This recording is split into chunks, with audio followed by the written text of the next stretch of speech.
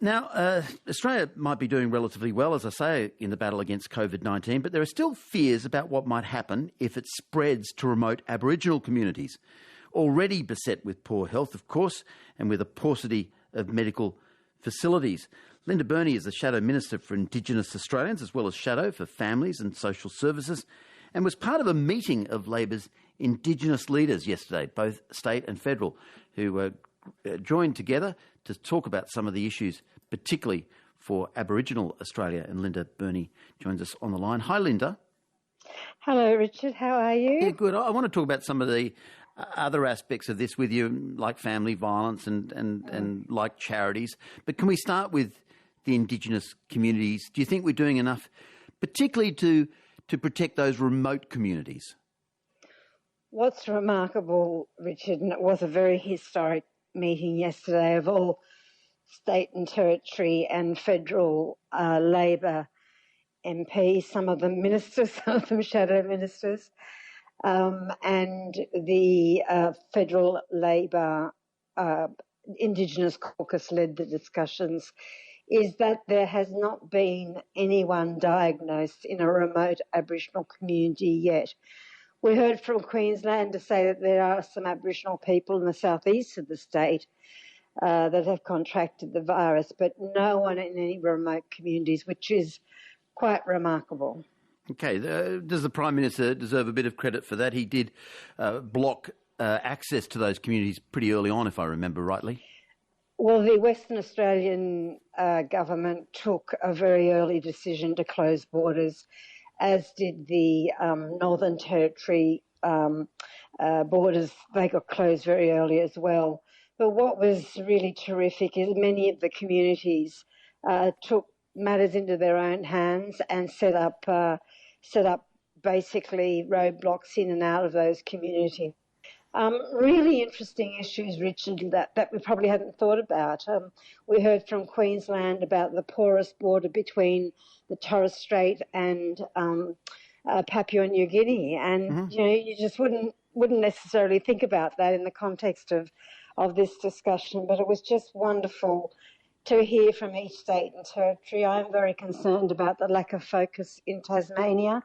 But everyone spoke about food security. Everyone spoke about not taking the foot off the pedal in terms of border closures, the availability of protective gear in Aboriginal medical services, and of course the very important issue of having good communication from an Aboriginal worldview into those communities, so that people understand what they need to do. I mean, paint us a picture of those remote communities and what could happen if you had a case. Well, the remote communities are probably out of the imagination of most people listening to us, Richard. They're isolated. They are very small, very few services, certainly no secondary education. Children usually have to board if they want a secondary education. There might be one community store which has, a monopoly on anything, and I saw things like cauliflowers and that up about $11 and $12 not so long ago.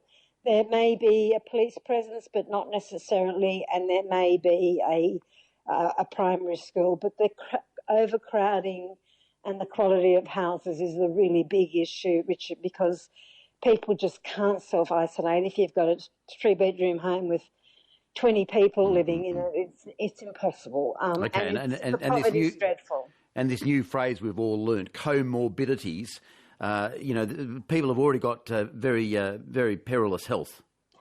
Extremely perilous health. And one of the really big issues, of course, is the availability of clean water in these communities. If you don't have clean water, you can't run kidney dialysis, for example. So the comorbidities and the fact that many people have very compromised health is a huge worry as well.